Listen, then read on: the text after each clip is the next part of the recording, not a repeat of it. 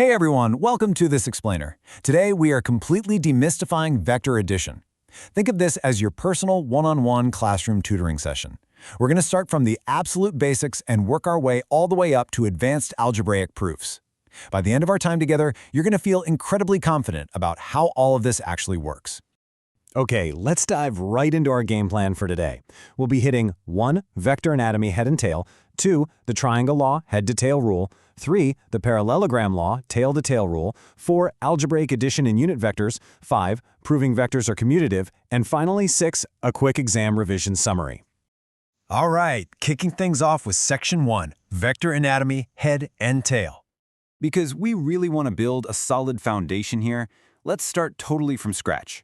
Every single vector you'll ever encounter is made up of two crucial pieces. First, there's the tail. That's the starting point, exactly where the vector begins. Then you've got the head, which is the pointed arrow end that shows you the direction it's going. It's like an arrow you'd shoot from a bow. Keeping these two parts straight in your mind is literally the secret to everything we're going to do today. Identify the head and the tail, and you can master vector addition no problem. Now, before we actually start adding these vectors together, we need to know what we're looking for, right? Well, here is a massive exam-important point guaranteed to score you marks: the resultant vector. Whenever you combine multiple vectors together, the resultant vector is your final answer. It is one single, unified vector that represents the ultimate combined result of all those individual actions. Moving right along to Section 2, Triangle Law Head-to-Tail Rule. So, how do we actually connect these vectors visually? We use the triangle law, which is basically built on this awesome head-to-tail trick. Think of it like linking train cars together. If you want to add vector 1 and vector 2, you take the first vector and you join the tail of the second vector directly to the head of the first vector. Then to find your resultant, you draw a brand new line joining the very first tail to the very last head. But hey, let's bust a major misconception right now. Never, ever join these vectors head-to-head or tail-to-tail when you're using the specific triangle law. It is strictly head-to-tail. Okay, let's look at another method in Section 3, Parallelogram Law, Tail-to-Tail Rule. Let's see how this builds a completely different shape. To give you a real-life conceptual anchor, let's take a quick step back in time. The great philosopher Aristotle actually used this exact parallelogram law to map out the combined action of two different forces pushing on something. Picture two people pushing a heavy box from the exact same corner but in slightly different directions. That real-world scenario? That is exactly what this law is designed to solve. And this brilliantly illustrates the big contrast you absolutely must remember for your test. The triangle law chains vectors head to tail, but the parallelogram law connects them strictly tail to tail. You take vector A and vector B, and you'll lock their tails together at the exact same starting point. Then, your resultant vector shoots right out from the middle of those combined common tails. Time to switch gears. Section 4, Algebraic Addition and Unit Vectors. Visuals and drawings are great for concepts, but exams require hard numbers. So how do we transition from drawing pictures on a whiteboard to calculating the actual math? Well, in algebra, we use a coordinate system with these neat little labels called unit vectors.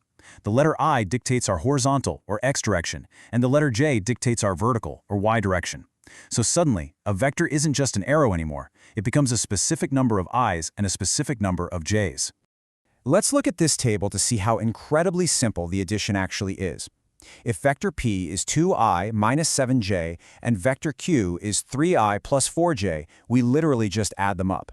But wait, here is a huge misconception buster for you. You must strictly keep the I components separated from the j components. Think of them like apples and oranges.